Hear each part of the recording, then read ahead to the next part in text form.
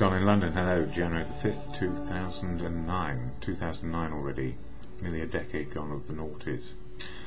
My videos all about recovery from addiction to substance or behaviour. My substance, alcohol, my behaviour during that time. I guess trying to be, as any human can be, the best that I could be. And a tendency towards perfectionism. And it's the ism at the word of perfect, which is probably the undoing of me more than anything. Because I thought I had to be perfect, and I had to strive at it all the time. At work, at life, at love. Any of those things which we hold dear inside, as valued by ourselves and by those we are around. So in my early upbringing, striving to be happy was part of maybe striving to be able to do the things that anybody else could do, and do it as best I could. The difficulty is, when it comes to addiction to a substance like alcohol, once we're dependent, addiction is only a breath away. And the same is true maybe for workaholism or any other ism that we can think of. And then the devil is that once we've found ourselves in this trap, how do we get out of it? How do we get out of addiction? And simply, I don't know that we do get out of it, because that character trait or that change in personality, changing chemical balances inside us, means that to go back to the substance once we've stopped means we start right back on the addiction again. And we are forever trying to control whatever it is that we are addicted to. So total abstinence sounds like, feels like, looks like what it is. We just don't have to do it anymore. And once we get it firmly in our own heads, that we just don't have to do this anymore to make life work. To be happy, we don't need to do it to be happy. That is a breakthrough.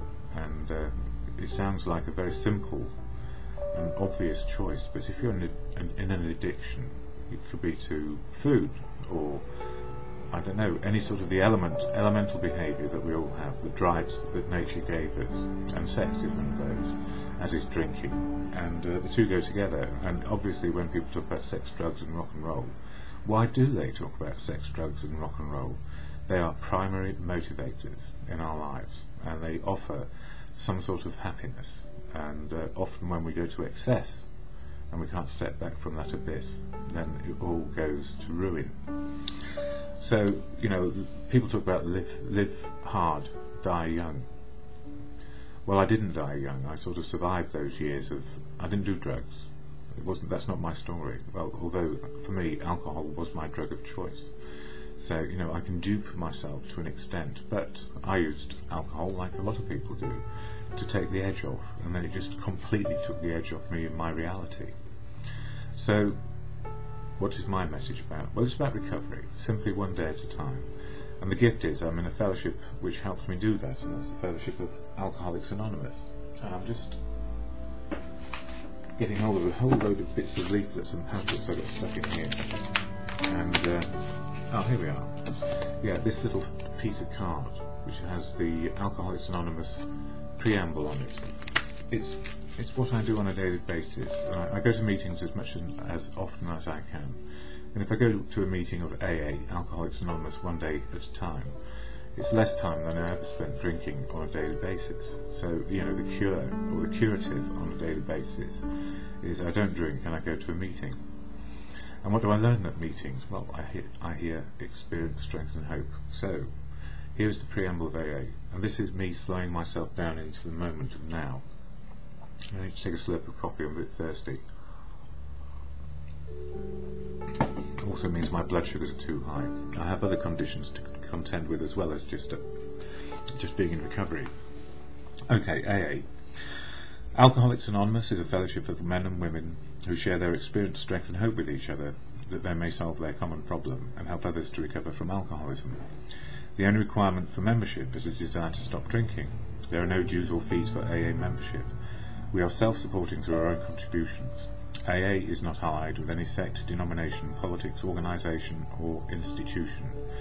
Does not wish to engage in any controversy, neither endorses nor opposes any causes. Our primary purpose is to stay sober and help other alcoholics to achieve sobriety.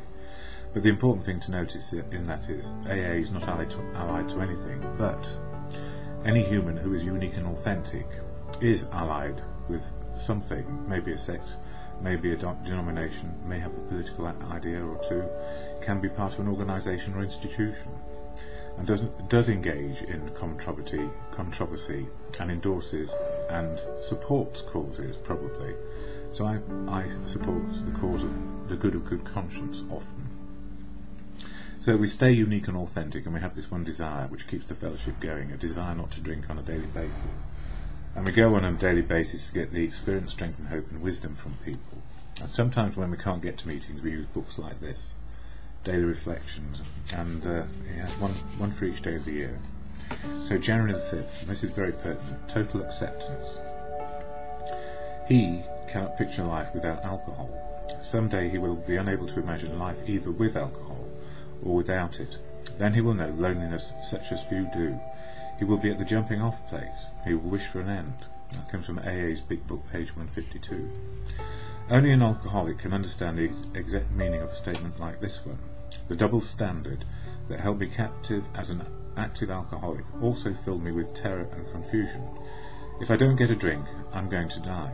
Competed with, if I continue drinking, it's going to kill me. Both compulsive thoughts push me ever closer to the bottom. That bottom produced a total acceptance of my alcoholism, with no reservations whatsoever, and one that was absolutely essential for my recovery. It was a dilemma unlike anything I'd ever faced, but as I found out later on, a necessary one if I was to succeed in this program. So the total acceptance of powerlessness, that once you're in the addiction and caught in it, you can't stop, and it feels like I'm going to die. And if, on the other hand, no, it's true, on the other hand, if I keep on drinking, it will kill me. And that's where I was, rock bottom, and I hit rock bottom more than once, with different things and different situations and different people. And I was talking to somebody on the phone last night, and they are exactly there, in that place of rock bottom. And it's horrible, because we're defiant, stubborn, we want our willpower back. We want our will back so we can say we are self-willed and willful, and have the willpower to stop. And the absolute truth of addiction is self-will, self-obsession and willpower will fail, simply because we are human. We are human. It's our nature to make mistakes, and we need to learn by them. So people have a difficulty sometimes facing up to the ism. Is it a disease? Is it a mental health condition? Is it something which is going to kill me? And if I do stop, it feels like I'm going to die. And if I do carry on, it will kill me. And that dilemma is about willpower. And often willpower will keep us out drinking longer than need be, because we are still very determined, stubborn people, because that's what we were brought up to be. Stand on our own 2 feet, put on a brave face, and make it work, no matter what. And we push our feelings down when that happens, and we don't understand how to deal with life. We just keep on drinking to oblivion, and I don't want to do that anymore. And the person I was talking to last night doesn't want to do that anymore. But stubbornness, self-will, this strong determination, the British stiff upper lip, really fucks us up. And sorry for my language, but that's just the way it is. In this other book, As Bill Sees It, and it talks about prayer meditation, and prayer meditation is a good way of just singling out our thoughts and making them channeled, so we get a better idea of a structure of what is emphatically right for us, and what is exactly right for everybody around us as well, which is often not drinking at all. And it says here, the results of prayer.